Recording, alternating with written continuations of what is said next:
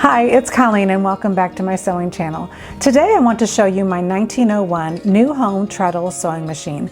As you can see, she's nice and polished up. She's in a table and is ready to sew. It was not that way when I bought her. I did go through a lot of work to restore her and pair her up with a table of the same vintage. I did this work in the summer of 2022 and I'm only just now getting around to doing the video, so sorry about that, but let's talk about the history and then we'll get on to the restoration. The New Home sewing machine brand got its start in 1860. I won't bother to name all of the people who played a role in the company's early history because they came and went again at a somewhat alarming rate. But if you want to know more, I'll include some links in the description box below. The company found some success manufacturing sewing machines, and by 1867 it was doing business as the Gold Medal Sewing Machine Company. The first New Home branded sewing machines were made in the 1870s, and that launched a period of great success and growth for the company. The machines were advertised as light running, and they used a greyhound figure as a trademark. This implied that the machines were easy to use and ran quickly and quietly. In 1882, the company was renamed the New Home Sewing Machine Company, and by 1884, they were producing 500 machines a day. In 1901, a new 3-story building was completed in Orange, Massachusetts. That's the year my machine was born, so it was probably made in that same building. And by 1906, the company was making 150,000 machines a year, with a total of more than 3 million sewing machines made by the time the First World War broke out. By the early 1920s, like a lot of other companies, the New Home Sewing Machine Company was in financial trouble. That was due, at least in part, to rapid expansion that resulted in the construction of several new buildings and the purchase of some of its suppliers. Despite efforts to rebound from severe debts and losses and the Great Depression, the New Home Sewing Machine Company couldn't make it, and it was eventually bought by the Free Sewing Machine Company in 1930. Free continued to manufacture some of the New Home models, and by 1937, they estimate that there were more than 7 million New Home sewing machines in use. In 1950, Free was bought by National, and by 1960, National and the New Home brand were acquired by Janome, a Japanese company. Janome still produces machines with the New Home brand today. In fact, I have one from 2013. So my modern machine that I normally use on this channel that has pink and white on the outside, that is a Janome New Home machine. The name New Home endures to this day, nearly 150 years after the first New Home sewing machine was ever produced. So let's get on to the restoration of this machine.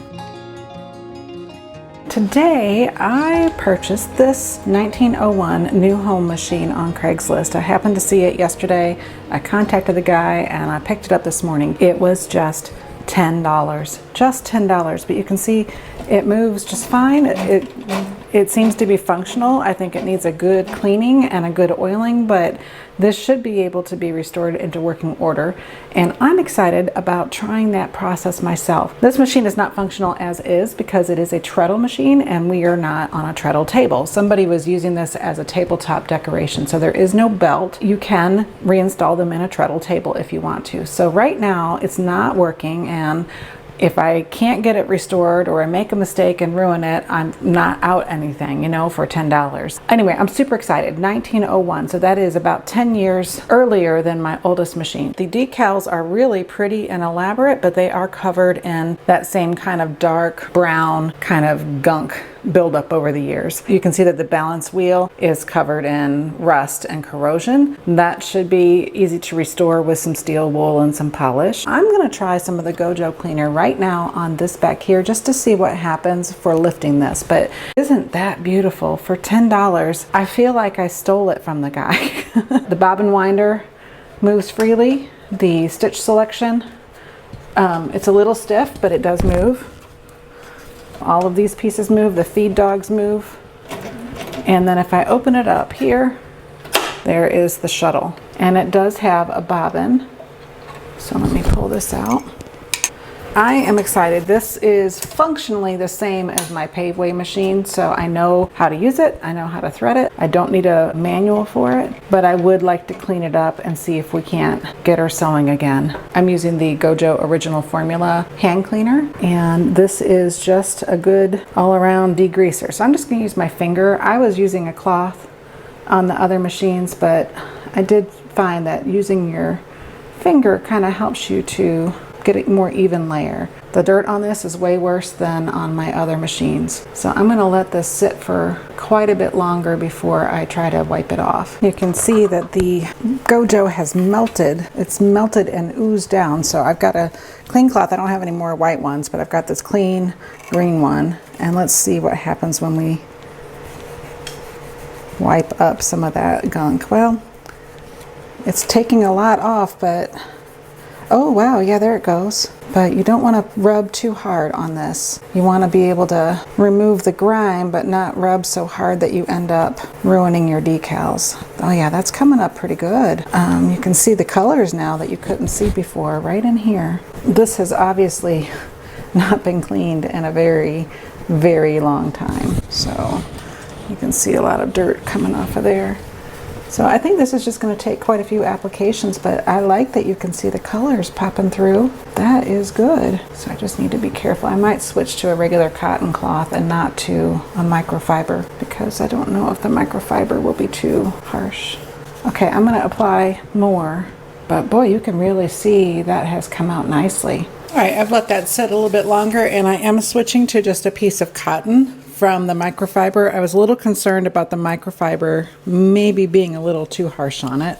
I don't know, but better safe than sorry. It's hard to tell with these machines, you know, how much of the damage to the decals was already there and how much of it I am creating because it was so covered in dirt you couldn't see. All right, so this fabric's not going to work because it's not absorbing. So it's making a mess, but you can look at all the dirt that's coming off. Look at that. I really don't want to rub too hard on these decals. And as one of the videos I saw said, don't get greedy. You can go from looking better to ruining things in a very short order. That's why I wanted to start in the back here because I didn't want to ruin on the front of the machine if I'm doing something wrong, but that was all just buried under layers and layers of grime.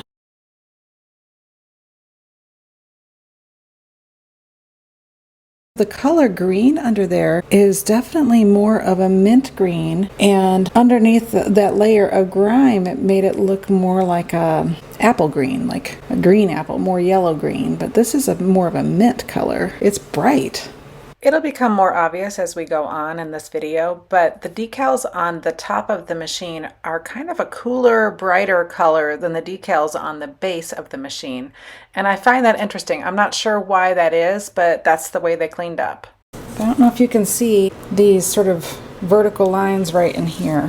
That is a texture that goes all the way across the bed here, like someone has brushed on something. So my non-expert opinion is that maybe somebody varnished over dirty decals, and I don't want to ruin what's here because what's here is beautiful. Definitely makes a difference. I mean, you can see the difference between this half and that half, so I'm definitely going to finish cleaning it, but it's not going to come as clean as I had hoped. Okay, so there's the argument about whether or not you're ruining the patina of an old machine like this by cleaning it, and I think I subscribe to the Baumgartner restoration theory that the artist would not have wanted their painting to be seen through a dark haze. So as the varnish yellows over time, people say, well, that's the patina, but it obscures what the artist wanted you to see at the beginning. So I feel the same way here. Like, I don't think the makers of the decals would have wanted them to be obscured like this. They're beautiful. When the machine was new, they would have been really visible and bright and shiny, and there's no reason to leave them under a haze of grime and gunk. I have now cleaned all of the decals, and boy, does it look good. So the process is rub the Gojo on there, let it sit, agitate it with your fingers, wipe it off with a cloth, rinse and repeat, and repeat and repeat and repeat. So what did I say earlier? The guideline when cleaning a machine is to not be greedy.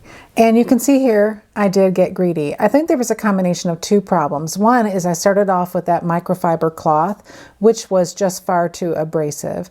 I switched to a soft flannel cloth for the rest of the cleaning, but the damage had already been done back here.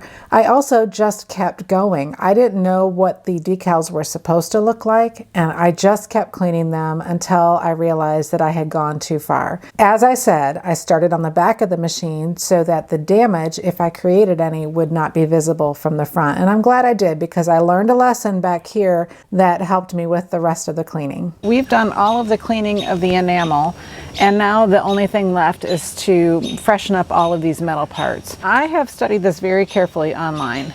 What I have learned is you can take a very coarse grit, so this is 120, and do an initial pass on this wheel, but then as soon as you get rid of all this rust here, you have to switch over to a fine grit paper with sewing machine oil. I do have some 40 steel wool, and I've got some flannel. I also have a pencil because I was trying to figure out how I was going to do this, and the guy I watched online took this wheel off and attached it to a lathe.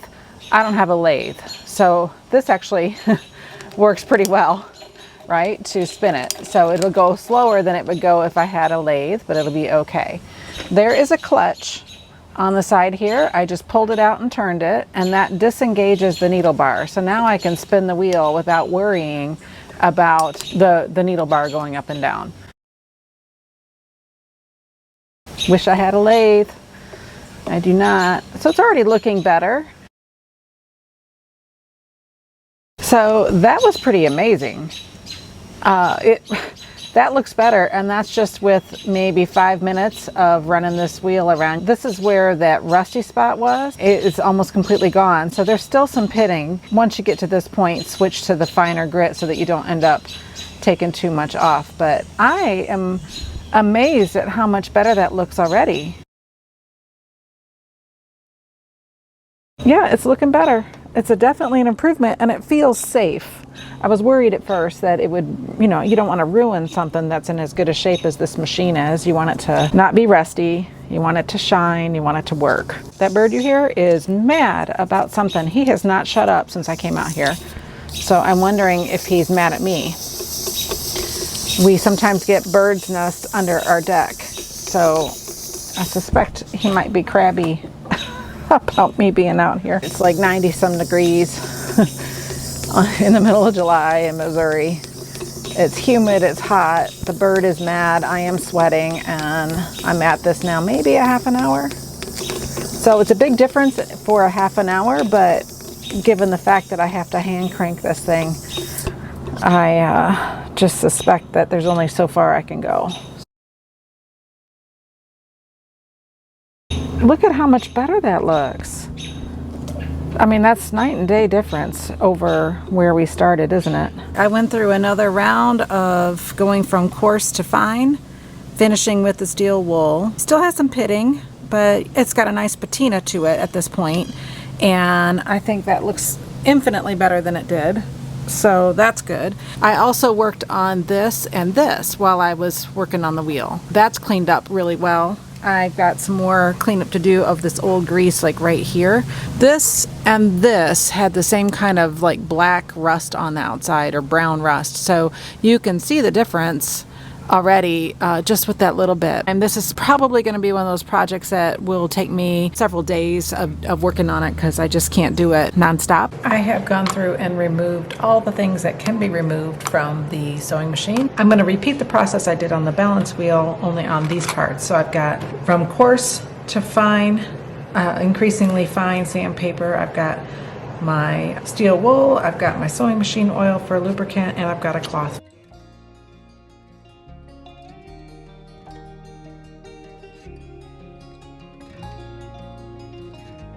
You can read it now. Couldn't really read this before.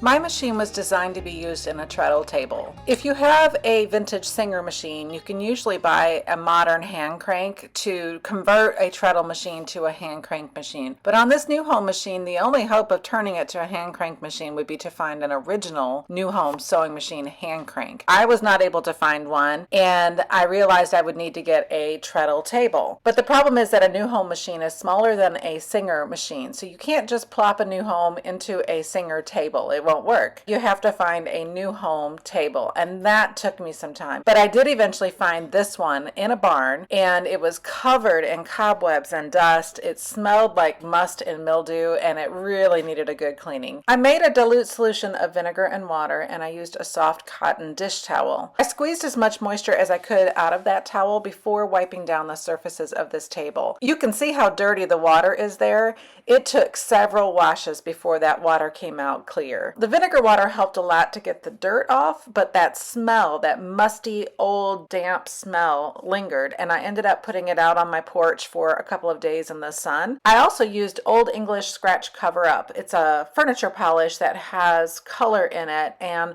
when you wipe it on the surface of a piece of wood that has some mild scratches, it can cover up those scratches. It kind of fills them in with that little bit of color and makes things look a lot better. This table will never look new unless I refinish the wood, but the scratch cover up is a great way to make it look a little bit better and get some extra life out of it. I was fortunate that the irons on this table were in really good condition. They're rusty and I'm missing a wheel on one of the legs, but nothing is broken, and you can see I still have some of the gold paint on the side, which is really nice. I wanted to be sure that these were cleaned up and looking as good as they can look, and I found a product that can help with that. I heard about using this product right here to clear off the rust. So basically you paint this on, the rust kind of converts to sort of a green color, and then it gradually converts to a black color, and you don't have to paint it if you're going to use it indoors. So here's the stuff, and it just says to brush it on. So I'm going to do a little test here, and we're going to see how this does. So the video I saw just showed the guy sort of slathering it on there, and then if you wait 15 minutes, the rust is gone, and what's left behind is a black coating, I guess. It's kind of like a primer after which you can paint. So I'm going to go ahead and just paint some of this on here. It's kind of hard to do while you're holding a phone in your hand. I don't want to do too much of this until I know for sure it's going to work. Okay, we will come back shortly. All right, it's the next day because I didn't start it until it was too late and I ran out of light. So here you can see I've done half of the pedal, and it is making a difference.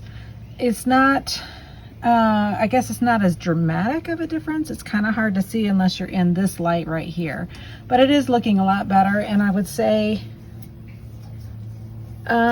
it feels a little smoother on the parts that have been treated. So yes, all in all, I will say that this is a success, but it took a lot longer to work than the product I saw demonstrated online, which was something that could only be bought in Australia. I also read that you may need to treat twice or even 3 times to get a good finish on there. Just for reference, right there you can see a pretty significant change in the overall finish. Anywhere where there is paint loss, which is almost everywhere on this pedal, should turn this color right here. And I didn't mention before, but I did scrub this really well to get all the dust and dirt off before I started.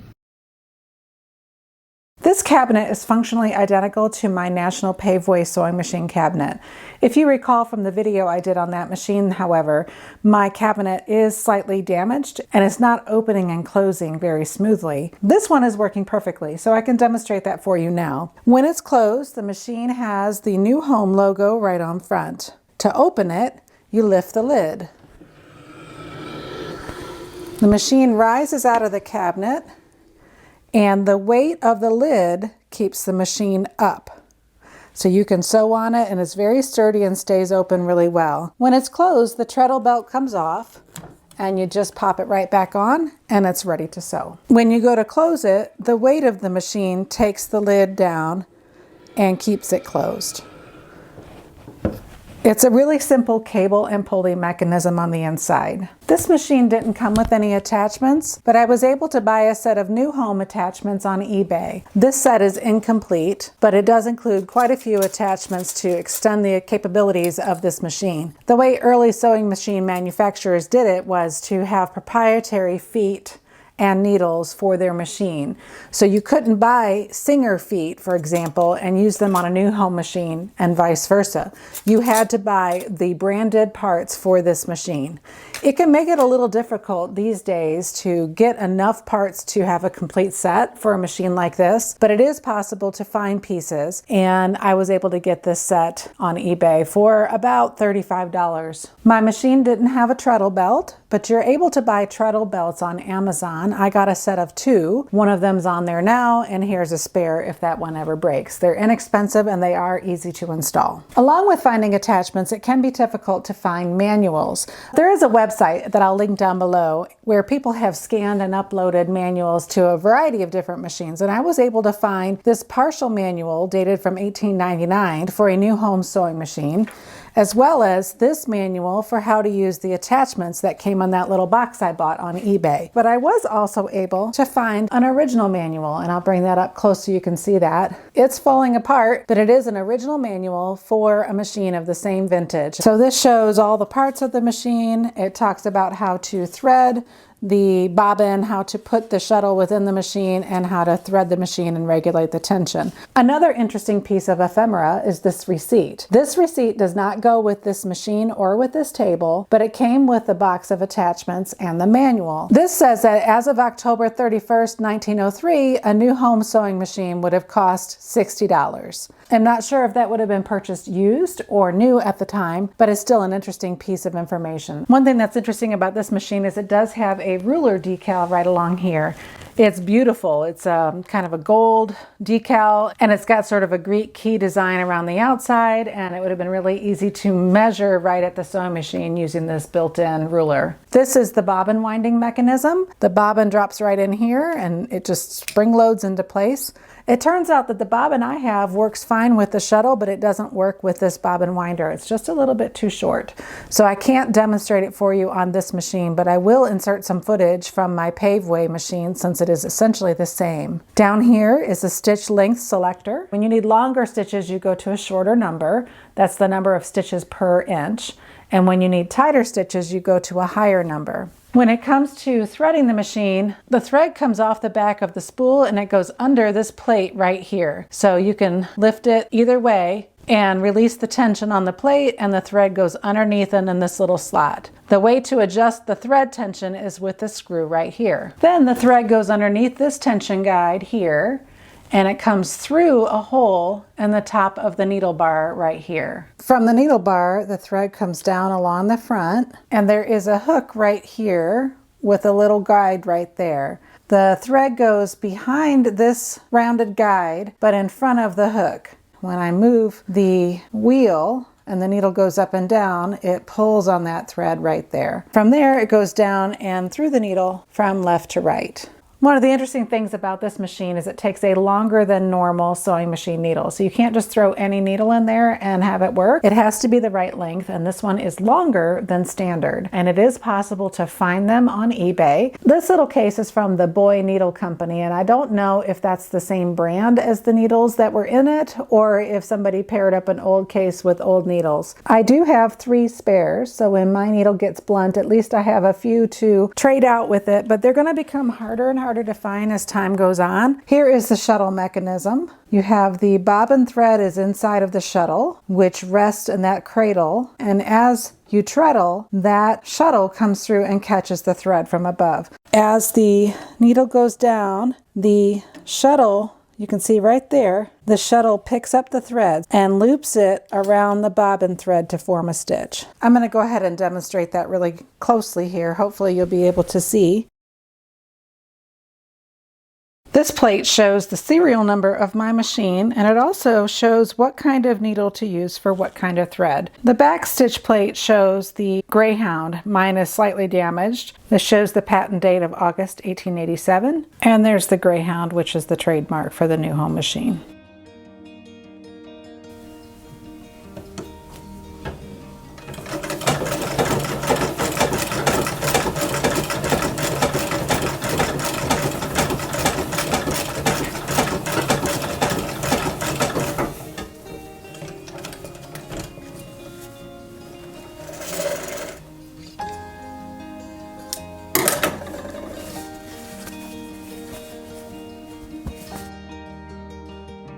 Thanks for joining me as I showed you this machine. I really love having it in my collection. This one stays in my home office, so I get to look at it when I'm working and dream of the time when I can sew on it next. To be able to pair this little orphan machine up with a table of the right vintage and actually get it running again has been a joy for me. So I hope that you've enjoyed the process, and if you have a similar machine, I hope that you found this video helpful when it comes to restoring it. Leave a comment down below if you have vintage sewing machines and you enjoy restoring them. I'd love to hear from you. If you have any questions about this machine, if I can answer them, I will, and if not, I'll point you to some people who can. Thanks so much and have a great day. But you can't just use any needle in this machine. Oops, and here comes Luna. She's investigating what we're doing today. Hi, Luna.